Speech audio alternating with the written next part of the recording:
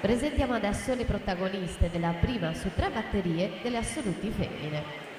Corsia 2 Gioia Mainardi, alla 3 Arianna Casarotto, in 4 Giorgio Recluto Tomalino, alla 5 Nicola Innocenti, alla 6 Zoe Della Bianca.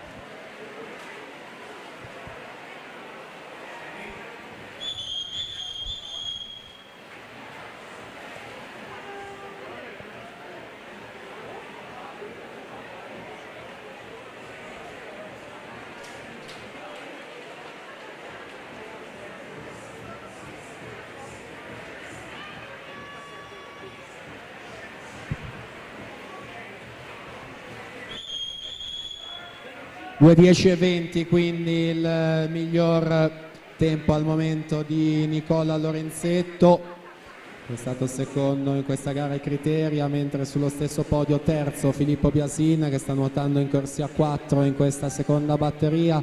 Alla 3 c'è Matteo Lucioli, mentre là davanti in corsia 5 Lorenzo Giuseppe Ciancia, per la Rarinantes Torino in vantaggio, quindi si va a prendere lui la vittoria della batteria. Vediamo il responso cronometrico, 2:06:50, si mette quindi al comando Lucioli 2:08:83, Biasin 2:11:16 in quinta posizione generale.